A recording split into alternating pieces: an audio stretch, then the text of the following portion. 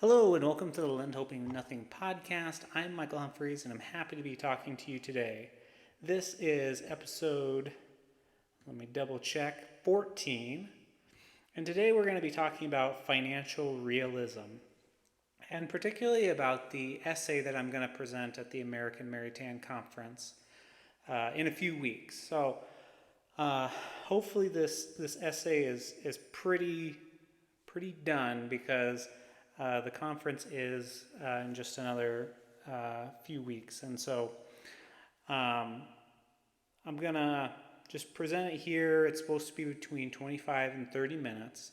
So this will give me a good chance to kind of time it, but also kind of let you guys hear it.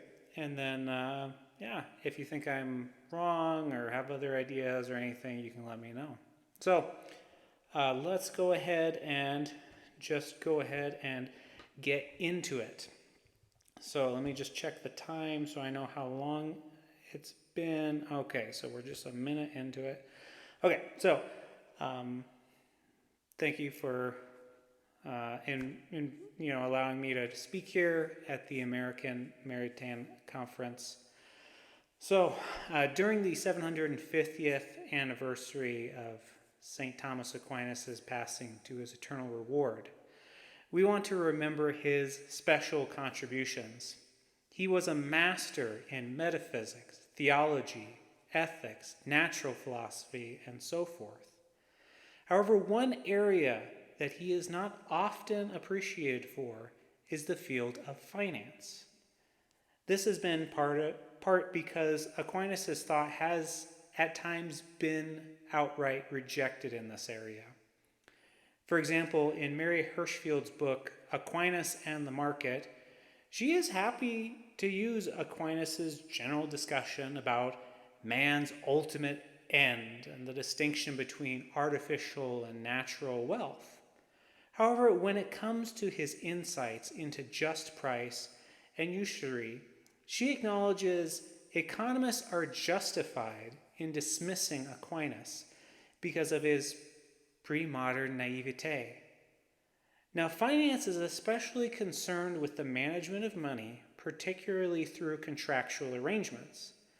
This places finance in a peculiar intersection of ethics, law, and economics. These are, of course, all areas that Aquinas made serious contributions to. Hence, I would like to oppose these sentiments, such as Dr. Hirschfield's, and really draw out Aquinas' insights in this area.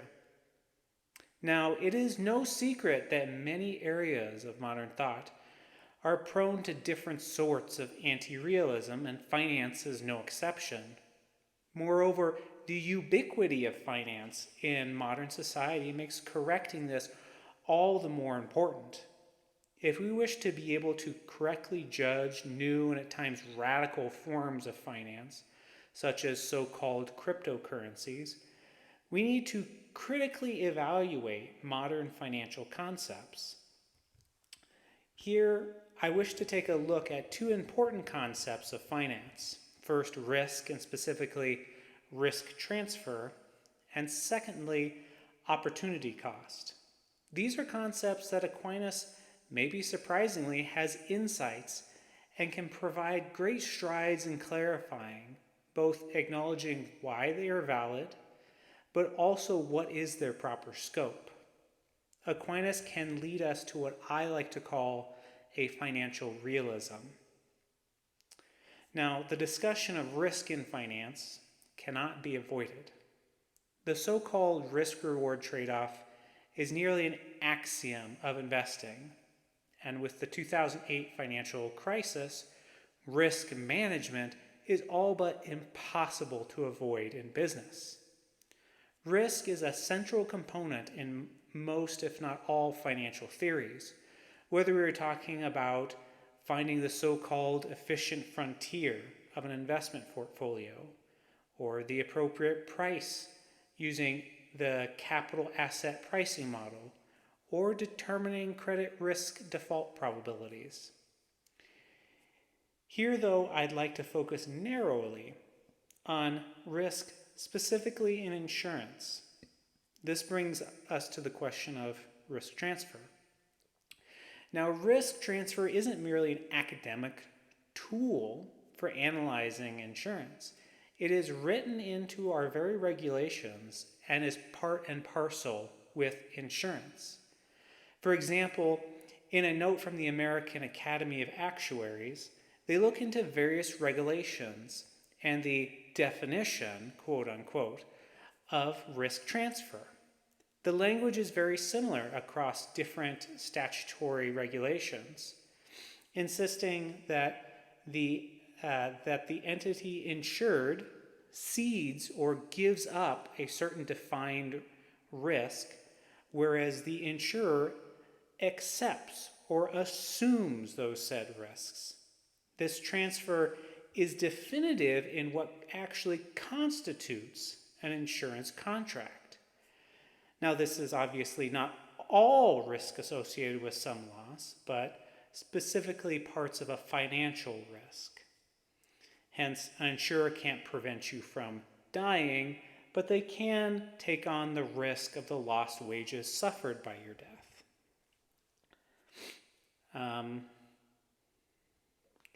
Lost my place. Just as an investor should be compensated by a greater return for taking a greater risk, the insurer should be compensated with premiums for taking on this risk, or so the story goes. However, we should ask whether this is a sensible way of talking in the first place. Let us take, for example, car insurance. A man contracts car insurance with a company. He thereby transfers the financial risk of the loss to the insurer. In compensation, the man pays his insurance premiums. When his car suffers some serious damage, the insurer pays some benefits to the man covering that financial loss. Yet, what has actually happened here? The insured suffered a real loss with a real financial impact. That financial impact of the lost car was not suffered by the insurer, but by the car owner. It was only after the insured made a claim, it was investigated, and some benefits were paid that the car owner's loss was actually recovered. There really is no literal sense in which the risk was transferred. We may indeed say that the insurer took on some risk in entering that contract, but that is not the same risk of the financial loss of the insurer as such. This is all the more apparent as when an insurer fails, because then no benefit whatsoever is paid. From this we can see that the risk of loss always remained with the insured and was never really transferred to the insurer. How then can Aquinas help us understand this? In the Summa, when he speaks on the parts of justice, he notes that in commutative justice, there are various sorts of commutations. There he presents several sorts of contracts. He lists a sale, a mutuum, or loan of consumption, a commodatum, or a loan of use, a deposit, a lease, and a pignus, or a security contract. These are different sorts of exchange that come from Roman law. In the De Malo, when discussing the question of usury, he provides us with a distinction between the being and use of a good.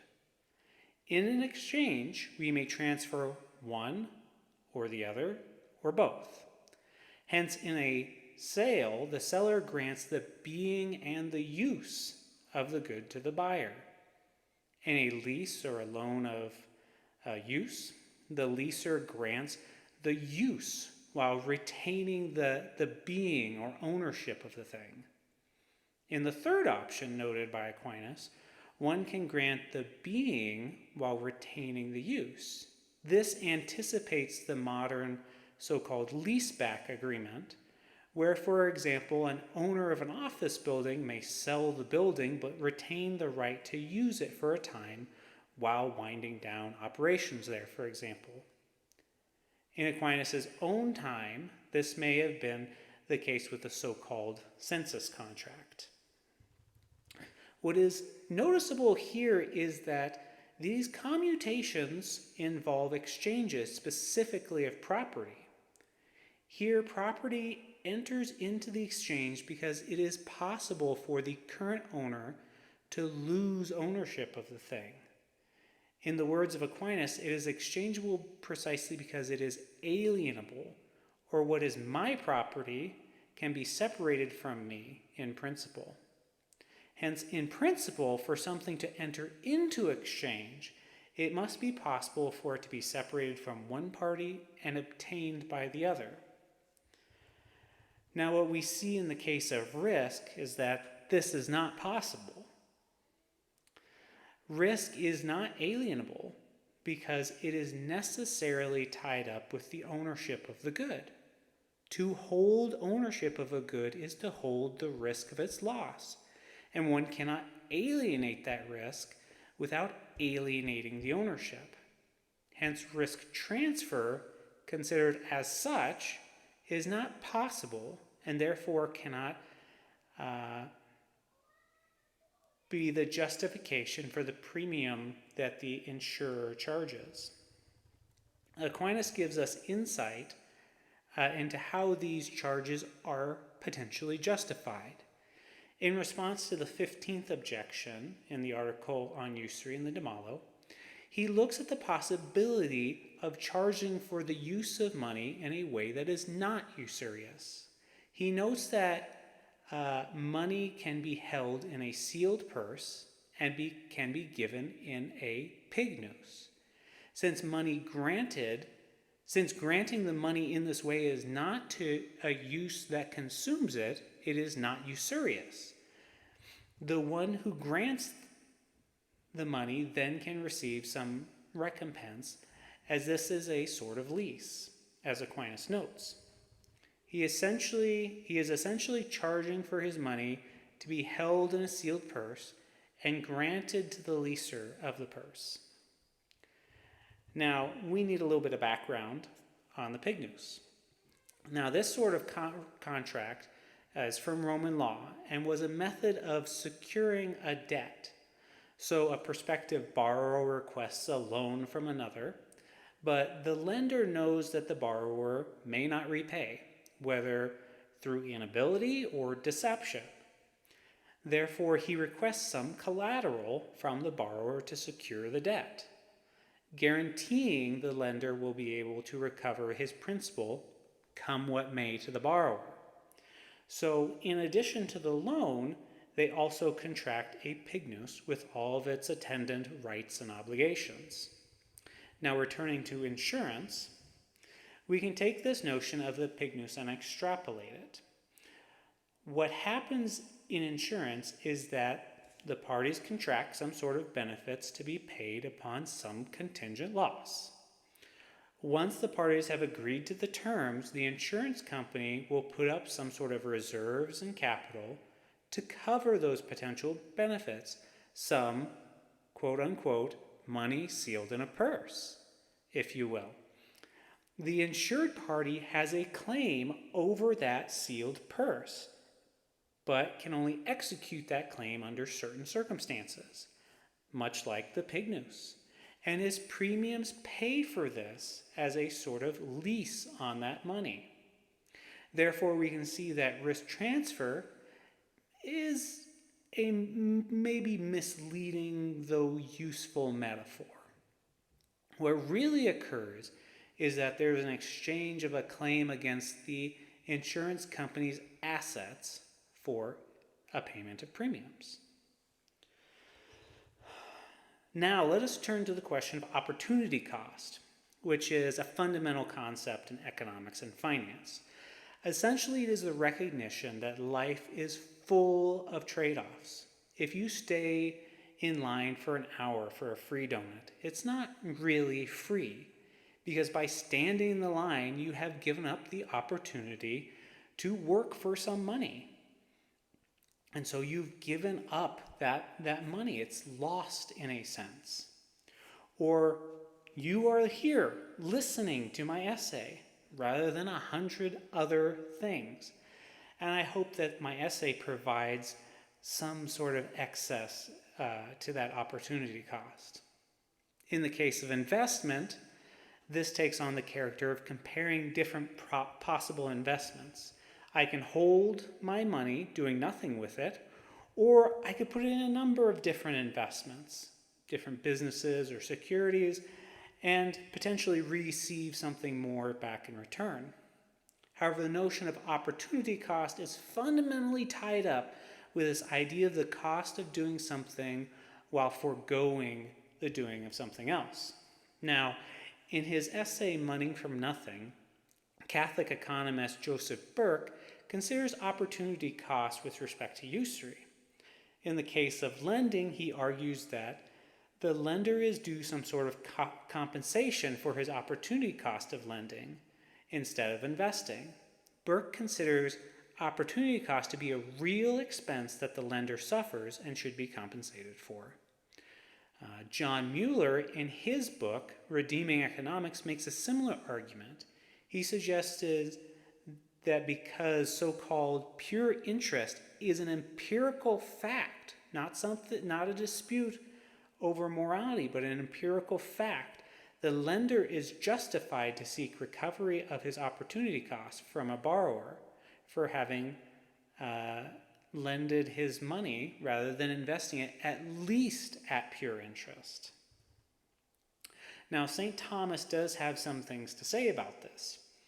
In his question on usury in the Summa, while he admits that one may enter into an agreement with a borrower to cover a loss of something he, quote, ought to have, unquote, he denies that a lender may charge for profit he could have made with his money, though didn't.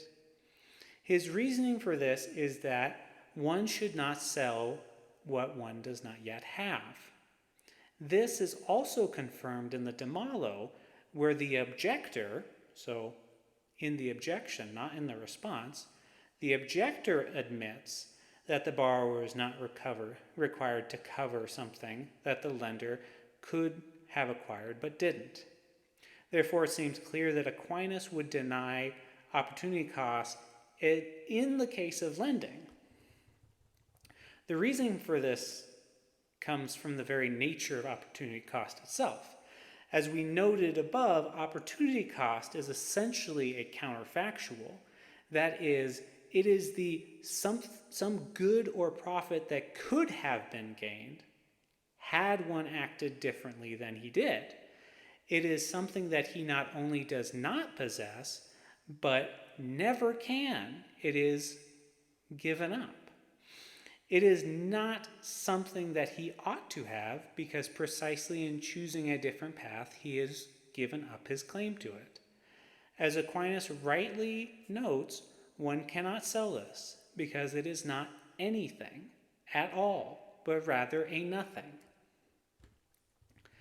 However, if we turn to the question of just price in the Summa, we find a somewhat different scenario. Aquinas begins by establishing that buying and selling in themselves should not tend toward the advantage of one party over another. And so the price of a good should be equal to what it's actually worth. However, he goes on to note that accidentally buying and selling may tend toward the advantage of one party over another, as when a man will suffer without that good. So Aquinas here argues that the owner of a good may sell it for more than it's worth in itself in such a case of this loss. Now, this appears to be something like opportunity cost. The man who suffers without the good suffers from the loss he could have made of it. Well, Aquinas here is clearly talking about the sale of some goods, something you're buying with money. It seems at least plausible that this could be extended to money itself. I only have so much money, and I suffer being without it in buying these particular goods or securities rather than others.